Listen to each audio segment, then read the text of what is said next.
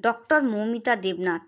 দুচোখ ভরে তার স্বপ্ন ছিল একদিন মস্ত বড় ডাক্তার হবে, কিন্তু তার সেই স্বপ্ন পূরণ করতে দিল না আরজিকার হাসপাতালের মানুষরূপী রাক্ষসেরা, পশুরা তাকে মেরে ফেলল। কত যন্ত্রণা, কত কষ্ট নিয়ে সে চলে গেল পৃথিবী ছেড়ে। মানে তার মৃত্যুটা ভাবলে পরে বুক কেঁপে ওঠে, বুক কেঁপে ওঠে। ভগবানের কাছে প্রার্থনা করি এই রকম মৃত্যু যেন কারো কখনোই না হয়। আর ওই মানুষরূপী রাক্ষসীদের যেন এমন শাস্তি হয়, তারা যেন কোনোদিন পৃথিবীর আলো যেন আর দেখতে না পারে।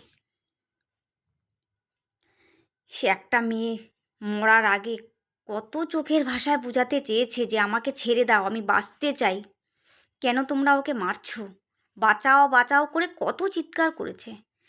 ইস, কেউ ওই রাক্ষসগুলা কেউ ওকে ছাড়েনি, কেউ ছাড়েনি। হে ভগবান!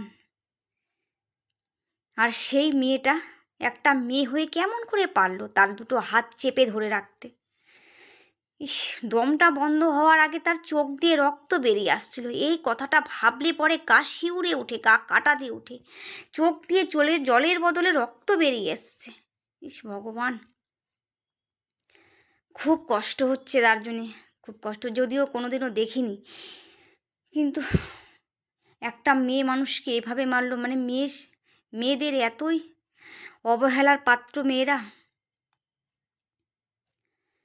একটা মেয়েকে এভাবে মারলো।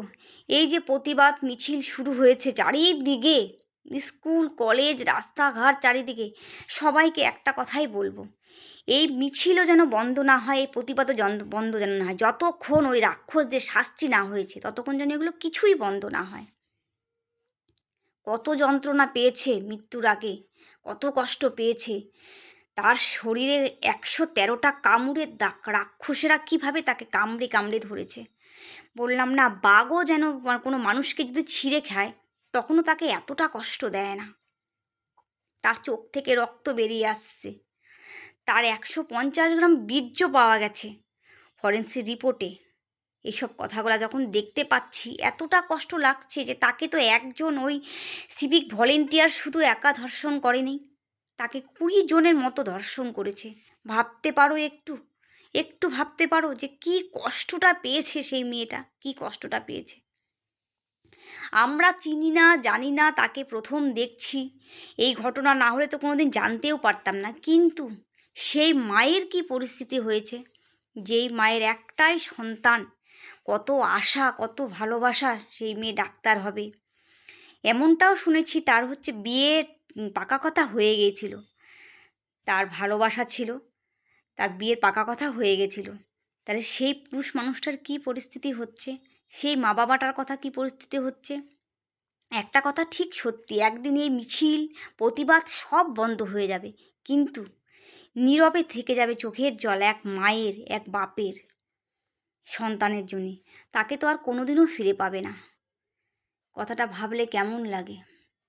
এই সমাজে নারী জাতির কোনো সুরক্ষার ব্যবস্থা নেই। এমন কি একটা জিনিস ও জানতে পেরে গেছিল ওই হাসপাতালেরই গোপন কিছু একটা ব্যাপার, তার জন্য তার মৃত্যু হলো।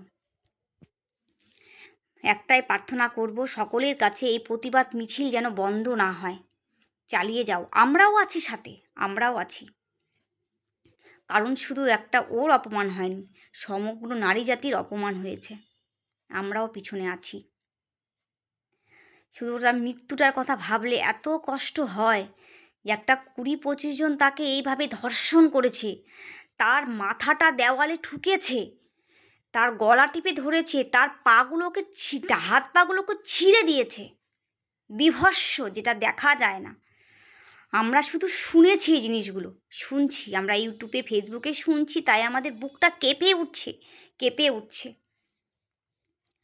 আর যারা এই দৃশ্যটা দেখেছে, যার মৃতদেহটা, যারা মৌমিতার মৃতদেহটা দেখেছে, তাদের কীরকম পরিস্থিতি। খুব কষ্ট হচ্ছে, খুব।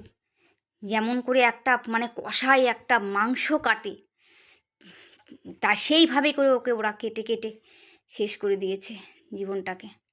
একটা মানে ১১৩টা কামড় তার শরীরে, সেগুলো তো এভাবে কামড় দিয়েছে, বাঘে যখন কামড় দেয় কোনো মানুষকে ওই রকম। এতটা যন্ত্রণা পেয়েছে সে, এতটা যন্ত্রণা পেয়েছে এতটা কষ্ট পেয়েছে, কত চিৎকার করেছে, চোখের ভাষায় সবাইকে বুঝিয়েতে চাইছে যে আমাকে বাঁচাও। আর ওই ফিমেল কলিগ তার দিকে তাকিয়ে এক দৃষ্টিতে তাকিয়ে বলেছে যে তুমিও তো একটা মেয়ে, আমাকে বাঁচাও, আমাকে বাঁচাও। কেউ শুনেনি তার কথা। আর মানুষরূপী রাক্ষসেরা যেন কোনো দিন বাঁচতে না পারে। যদি আজকে এই প্রতিবাদ থেমে যায় তাহলে নারী জাতির সত্যি অপমান করা হবে। এমন এক আইন চালু করা হোক যে কেউ কোনো দিনও এই রকম ধর্ষণ করার আগে 7 বার ভাবে, তারও এই রকম মৃত্যু হওয়া উচিত। ভগবানের কাছে প্রার্থনা করব যেন এই অন্যায়ের প্রতিবাদ হয়। আর বোন, ভগবানের কাছে আরেকটা প্রার্থনা করব, তোমার আত্মা যেন সত্যি শান্তি পায়। আর এই মানুষরূপী রাক্ষসীদের যেন তুমি নিজেই শাস্তি দিতে পারো। তোমার আত্মা যেন এদেরকে শাস্তি দেয়, এমন শাস্তি দেয় যেন এরা সারা জীবন মনে রাখে। গলা টিপে টিপে একজনকে মেরে ফেলা উচিত এদেরকে। খুব কষ্ট হচ্ছে, খুব কষ্ট। আমাদের শুনে এত কষ্ট হচ্ছে, আর তোমার তখন সেই মুহূর্তে কত কষ্ট হয়েছে সব বুঝতে পারছি, কারণ আমি তো একটা মেয়ে। হে ঠাকুর।